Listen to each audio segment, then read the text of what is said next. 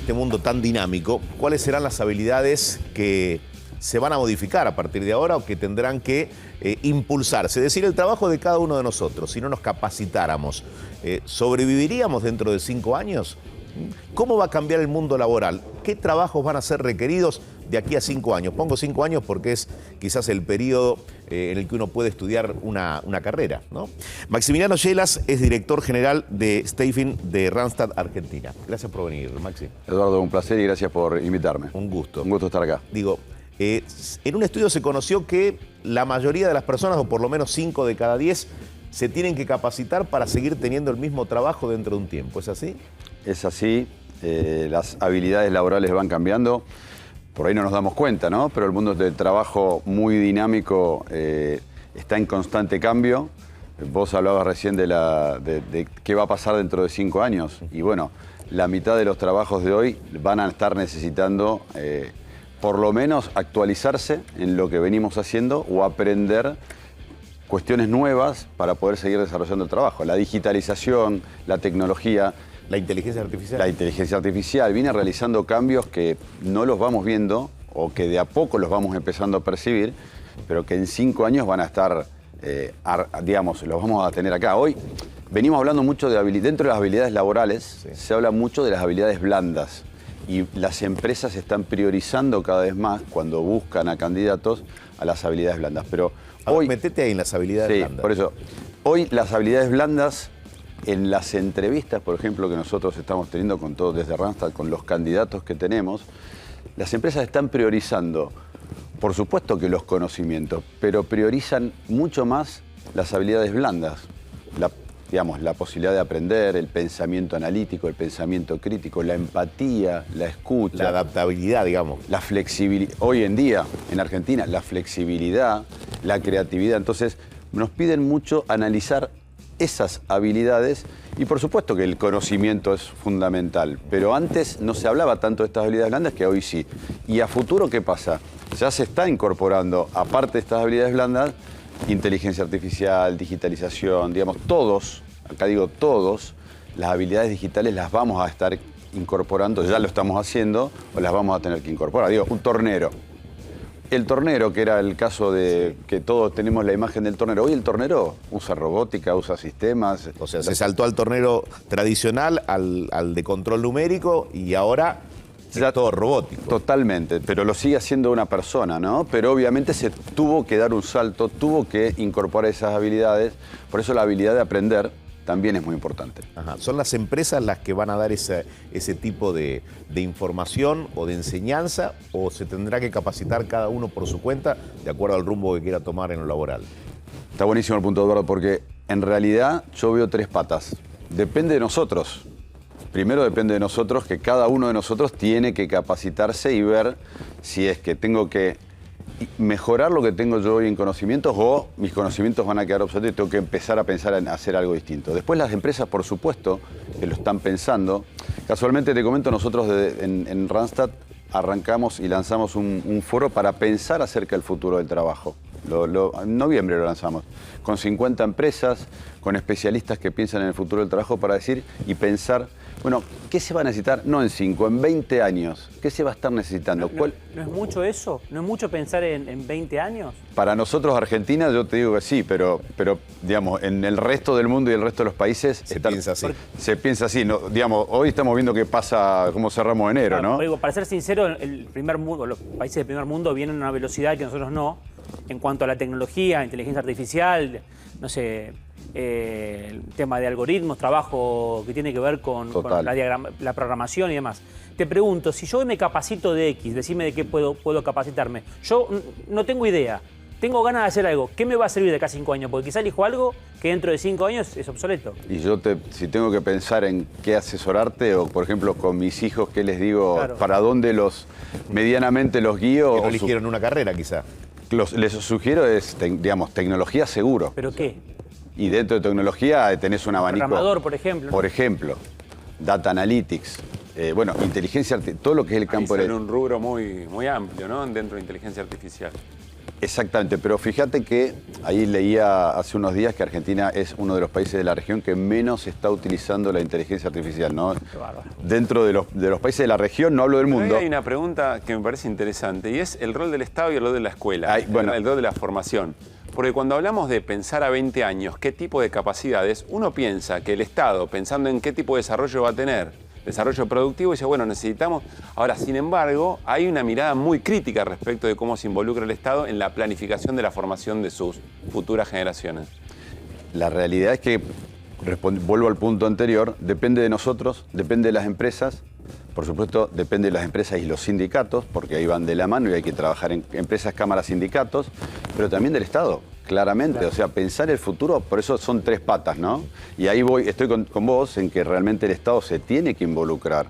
Y nosotros, como desde el sector privado, las empresas, cámaras, sindicatos, tenemos que ayudar. Y no quiero dejar afuera la academia, porque la educación en todo esto es clave. Fundamental. Ahora, me da la sensación, y analizando este momento que vivimos, el que se resiste al cambio pierde. Porque, pongo un ejemplo, hace poco Jorge Macri anunciaba el cambio en algunas cabinas de peaje, ¿no? En estaciones de peaje. Digo, esa gente se capacitó, la capacitaron para reorganizar o reestructurar todo el rubro. Ya no va a haber alguien que te cobre el peaje, exacto, pero esa persona estará programando quizás alguna cabina. Es que ahí vamos con el futuro del trabajo, que realmente tenemos más preguntas, sí, y muy pocas certezas. Pero ¿qué va a pasar? Claro, no va a haber alguien en la cabina, pero va a tener que haber alguien detrás de la cabina, porque si pasa algo y alguien no puede pasar, sí, tiene que haber alguna persona, algún humano, alguien que levante... O sea, lo que pasa es que va a seguir siendo importante el hecho de que el humano, digamos, nosotros personas estemos trabajando, no se va a perder. No, pero además, ¿cuál va a ser la lógica? Porque yo insisto, primero, no todas las personas tienen las mismas posibilidades de capacitarse en lo que quiere. Claro. A veces necesitas un mango para poder invertir en carreras que todavía no están en universidades públicas o no tenés acceso. Pero hay otro elemento. ¿Cuál va a ser el motor? ¿Es la flexibilidad laboral? ¿Es la mayor productividad con menos condiciones de trabajo? ¿O se está pensando en términos generales y se debe pensar equilibradamente para que esa gente de un trabajo que ya no se realiza quede afuera y se reinserte en el mercado laboral, y de qué manera? A ver, yo creo que tenemos, y yo te sumaría una problemática argentina, ¿no? O sea, porque hablamos en general, pero tenemos fuera del mercado laboral formal, claro, casi un 40, entre un 35% de gente, que las empresas toman un rol activo y hoy están entrenando y formando y están trabajando. De hecho, en este foro que estamos trabajando y liderando desde Randstad, estamos sumando a las empresas para ver qué va a pasar en 5, 10, 15, 20 años mirando a futuro. Pero ¿qué pasa? Yo tengo una pregunta, por ahí voy un poquito más allá. ¿Qué pasa con ese 35% de personas que están trabajando en informalidad, ¿no? Porque cómo la incorporamos al mundo hoy, sí, pero aparte después cómo logramos... Con proyección. Claro, y mirando a futuro, sí, ¿cómo hacemos para que esas personas puedan ser empleables en 5 o 10 años, claro, y teniendo en cuenta los cambios que van a venir? Claro. Digitalización, tecnología. Por eso yo a tu pregunta le pongo una pregunta, te digo, vamos más allá, es más complejo el tema. Por eso el Estado es fundamental. Es fundamental. Ahora, lo que está sucediendo en Argentina ahora quizás pasó en otras partes del mundo hace 10 o 20 años. Entonces, esa es una favor, si se quiere, porque sabemos hacia dónde ir y de qué manera para no cometer los mismos errores que cometieron en otras partes. Totalmente. Y ahí es donde tenemos que, ahí Eduardo... Por eso digo, cuando se juntan empresas me parece que es fundamental para ir trazando un camino con la menor cantidad de errores posible. Exactamente, aprender de las experiencias de afuera, porque como yo les decía antes, inteligencia artificial, nosotros somos los que a nivel privado menos lo estamos usando. Entonces, empecemos a ver qué es lo que se está también haciendo afuera. Y no hablo afuera, vamos, no, acá a países vecinos, a región, ¿eh? Sí. Vamos un poquito a ver qué está pasando en la región y tenemos que trabajar juntos. O sea, las empresas, el sector privado tiene que trabajar en conjunto, las cámaras, trabajar con los sindicatos, por lo que hace, digamos, solos no lo vamos a poder hacer. Nos hemos quedado mucho con respecto a Brasil, Uruguay, y estamos un escalón abajo. ¿Un escalón? ¿Qué significa un escalón? Y un escalón es que el uso de la tecnología en muchos aspectos, o traigo lo de la inteligencia artificial, que es dato concreto de hace unos días, hay menor uso aquí que afuera. Entonces, ¿pero qué lo aplicarías? A ver. Porque hay mucha gente que está quedando afuera. Hablamos de inteligencia artificial y mucha gente dice, no sé ni qué significa, no sé, claro, ni qué es. Inteligencia artificial, por lo menos empecemos para preguntar, hoy se habla del prompt, que es cómo le pregunto yo a la inteligencia artificial, al chat, para nombrar, digamos... El GPT, pues, el GPT, ¿no? El GPT, ¿no? Sí. El GPT. Entonces, empezar a hacerle preguntas. O sea, tengo que hacer una presentación. Bueno, ¿cómo haría la presentación sobre determinada? Soy un economista que tengo que hacer una presentación sobre, no sé, tendencias laborales. Y de diseñar la pregunta. Claro, entonces, tenemos que empezar a animarnos a preguntarle y ver qué respuestas vienen. Por supuesto que la respuesta que viene, ahí hay que analizar un poco, porque puede venir de todo, ¿no? Pero hay cosas muy interesantes. O necesito preparar una presentación de tal tema.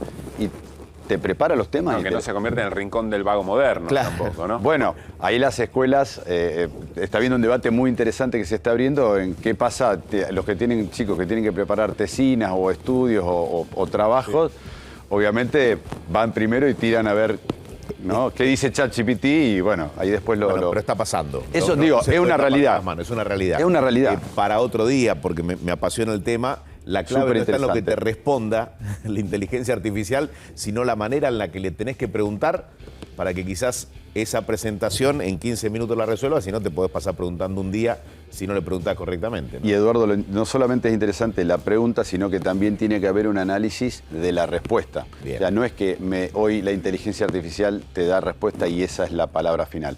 Acá lo interesante es que nosotros tenemos que analizar esa respuesta, de ahí sacar cosas muy válidas y obviamente que se gana tiempo y ahorramos mucho tiempo, pero no, el 100% de la respuesta no es válida. No quiero ser malo, ¿no? Sí. Pero en las escuelas falta Wi-Fi. Para Sí. arrancar. No, Bueno, por eso habría yo que arrancar con eso. vuelvo con la informalidad, digo, para que no, porque si no volamos muy alto y estamos en Argentina, ¿no? Hay un mercado de escasez, vuelvo con el mundo del trabajo, un mercado de escasez de talento de muchos perfiles, pleno empleo de muchos perfiles, Bien. y estamos con informalidad, casi un 40% de informalidad. Entonces, balanceemos, ¿no?